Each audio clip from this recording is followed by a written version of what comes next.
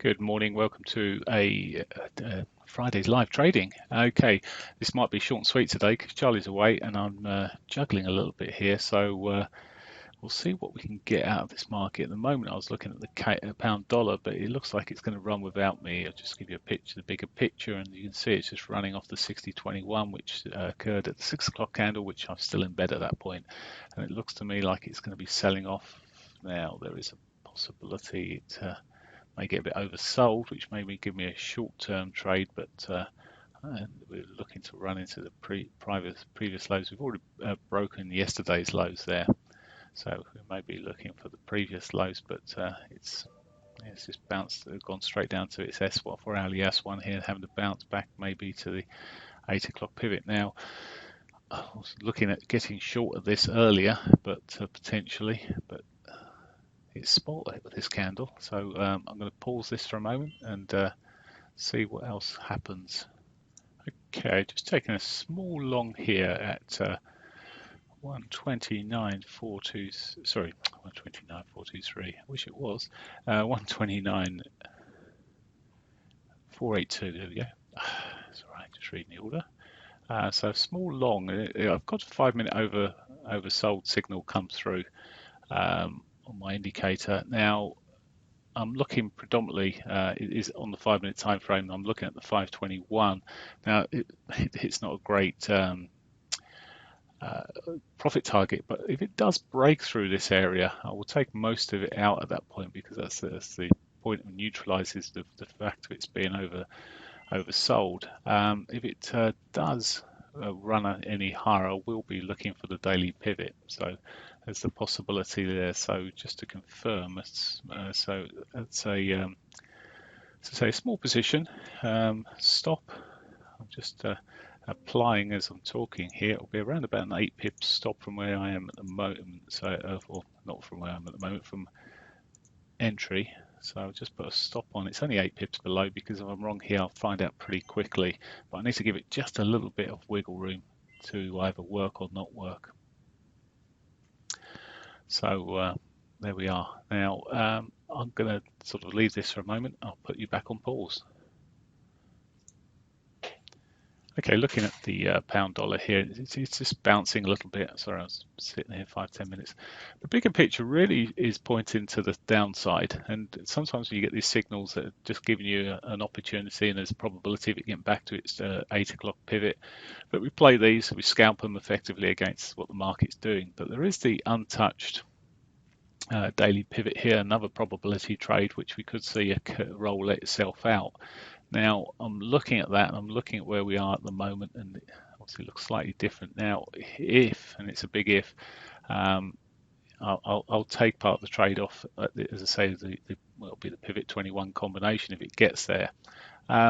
It's more of the scalp than anything else. I might look at adding back in on the break if it starts breaking the trend though, and starts running for the daily pivot. So there's another alternative, but at the moment it's not looking that pretty. So we'll see how it rolls.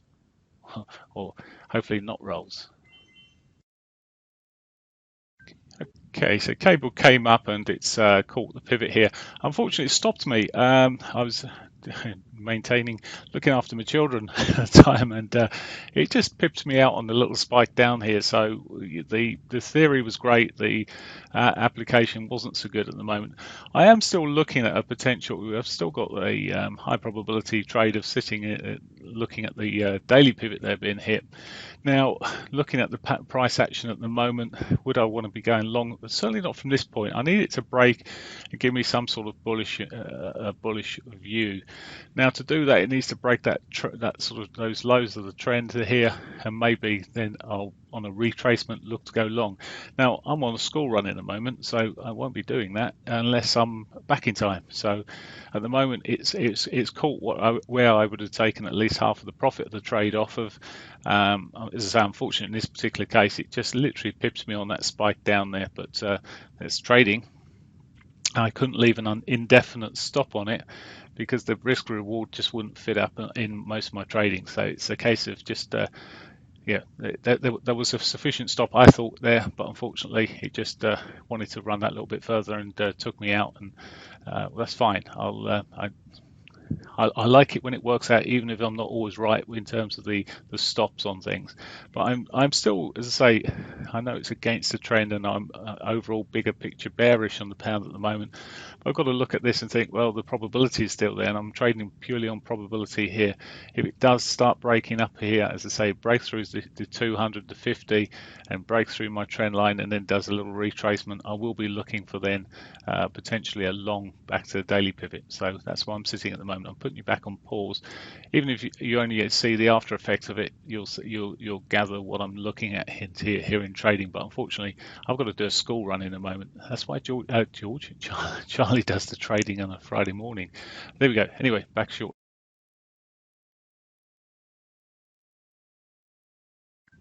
Okay, just got back from the school trip and noticed this cable hasn't managed to yet break above the 50 MA, so there's still potential for me yet. But also not taking my eye off the short opportunities or potential of this market now. I'm split because I've got a probability figure coming above us, so I'm looking at the potential for continued shorts on the looking at the bigger picture here. We're back into the daily trend line, so bit of a split of ideas here. Now, just looking at where we are at the moment, we've sort of got the spinning top on the hourly that's just completed on the 8 o'clock candle. Looking at where we are at the moment, it's still erring to me that, well, if I see a break of the upside, I'm interested for the long side. Otherwise, I'm just going to sit on my hands while this market sorts itself out a little bit. I'm most likely just going to be sitting on my hands for a little bit. So being patient here with cable, and well, eventually it's broken this trend line I was looking at. So if it can close above that area, I start becoming bullish for my ultimate target, the daily pivot there. I say the ultimate, if it was to carry on pushing up, I would obviously try and run part of the trade, but it might be post 12 o'clock by the time we get that, we'll see. But still sitting here waiting for a further long opportunity to play for that. But you can see the bit of news just came out, which was positive and has moved the market back to the upside now. Of course, it's quite frustrating when you're no longer in a position, but I can always get back in. It's just a matter of waiting for the right time. So I'll put you back on pause.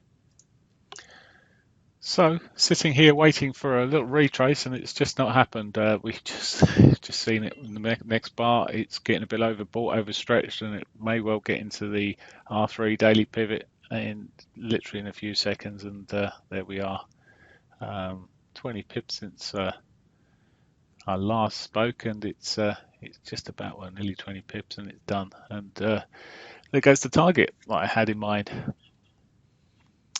Then have to reassess the markets a little bit. Well, cable got overbought and it retraced quite quickly there.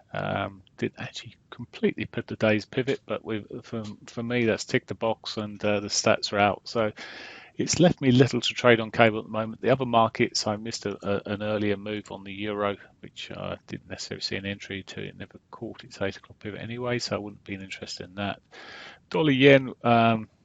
It was a trade that was potential there, which I called to a trading room, which I think one or two guys had taken it, but it's still hasn't quite caught to main target yet.